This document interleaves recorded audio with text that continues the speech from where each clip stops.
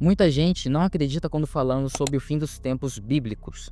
Alguns acham que é ficção, outros dizem que não vai acontecer, e tem quem crê na Bíblia, mas pula justamente essa parte que fala sobre o fim dos tempos. Então, antes de começarmos, eu vou te fazer uma pergunta.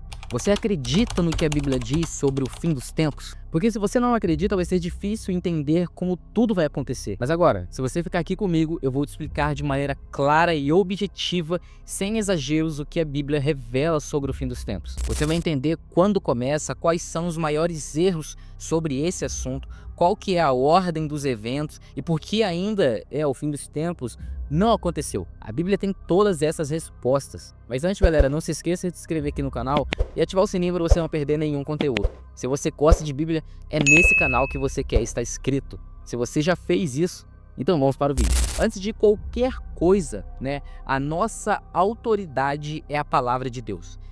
Segundo Timóteo capítulo 3, versículo 16, diz que toda a escritura é inspirada por Deus. Então, gente, a profecia bíblica não é para assustar, é para nos preparar. Jesus disse lá em Mateus capítulo 24, vigiai. Ou seja, o assunto é sério e é muito sério.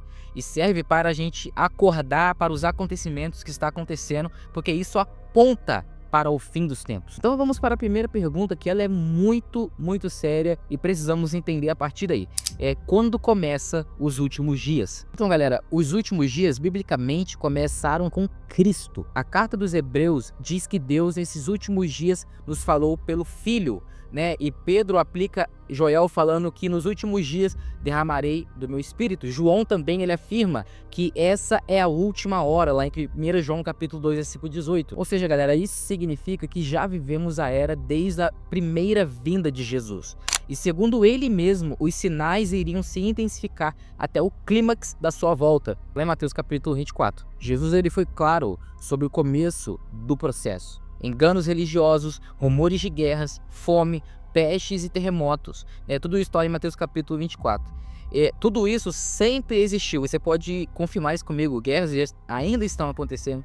Terremotos já aconteceram. Coisas assim da natureza que já aconteceram. Mas uma coisa que nós precisamos entender é que Jesus chamou isso de princípio de dores, como contrações de parto, Quando mais perto, mais frequentes e intensas ficam essas dores. O ponto aqui, galera, não é pegar um evento isolado, e justificar que o fim dos tempos vai acontecer por causa daquele evento.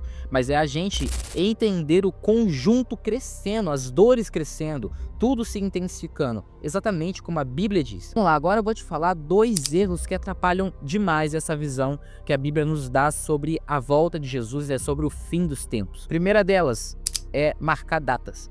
Jesus, ele mesmo disse, gente, naquele dia e hora ninguém sabe, irmãos. Mateus capítulo 24, versículo 36.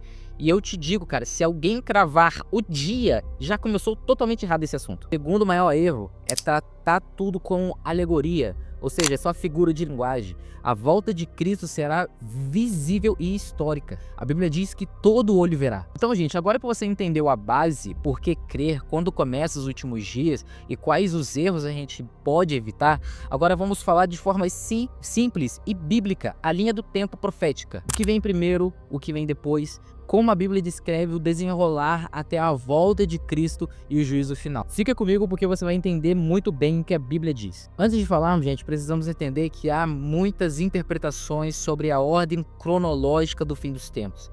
Mas a Bíblia deixa muito clara a respeito dos acontecimentos que irá acontecer. Aqui, se eu falar uma coisa que você, isso aí vai ser, por exemplo, depois da grande tribulação, antes da grande tribulação, o foco aqui não é esse, mas é evidenciar os acontecimentos que vai acontecer no fim dos tempos. Jesus disse em Mateus capítulo 24, versículo 14, e este evangelho do reino será pregado em todo o mundo, em testemunho a todas as nações, e então virá o fim. Ou seja, galera, o período que vivemos agora ainda é o período de missão. É o chamado tempo da igreja, em que o Espírito Santo age salvando, santificando, enviando pessoas para proclamar a verdade. Eu creio que eu sou uma dessas pessoas e eu creio que você que está assistindo também é uma dessas pessoas que quer levar a palavra de Deus a todo mundo. E esse tempo não é um tempo para o crente ficar acomodado, é um momento de avançar. Por quê? Porque o relógio de Deus está correndo, está avançando a cada momento. E aí vem o segundo evento, que é o arrebatamento. Paulo, ele descreve em 1 Tessalonicenses, capítulo 4, versículo 16, que o Senhor descerá do céu e os mortos em Cristo ressuscitarão primeiro. Depois nós, os que ficarmos vivos, seremos arrebatados para o encontro com o Senhor nos ares. E aqui, galera, começa um divisor de águas, cara. O arrebatamento não é uma invenção moderna. É o quê? É uma promessa bíblica e real. Ela antecede o período mais sombrio da história da humanidade, que é o terceiro evento que vamos falar agora, que é a grande tribulação. Jesus falou desse tempo lá em Mateus capítulo 24, né? Porque haverá então grande aflição, como nunca houve desde o princípio do mundo até agora, e nem jamais haverá. Esse tempo é o tempo de governo do anticristo, marcado por perseguição aos que voltarem para Deus, um controle global, né, e juízos sucessivos que Deus derramará sobre a terra, selos, trombetas, taças, né, como o livro de Apocalipse descreve. E aqui, galera, cada sinal e praga são juízos reais e não apenas simbólicos. Agora, o quarto evento é a volta de Cristo em glória. Então, quando acabar a grande tribulação, Jesus ele voltará visivelmente. E não é arrebatamento, é a manifestação em glória, como Apocalipse capítulo 9 descreve, né?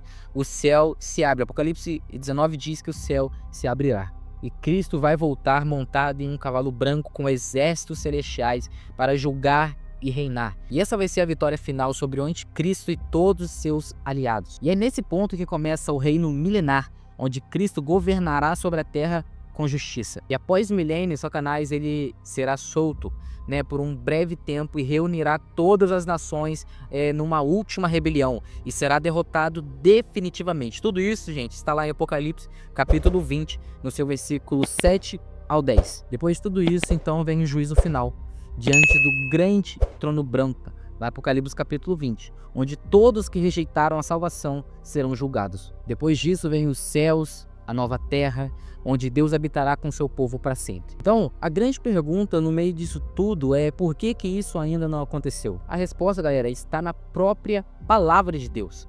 2 Pedro capítulo 3, versículo 9 diz: o Senhor não retarda a sua promessa, ainda que alguns tenha por tardia, mas é longânimo para convosco, não querendo que alguns se percam, senão que todos venham se arrepender. Que versículo maravilhoso, gente.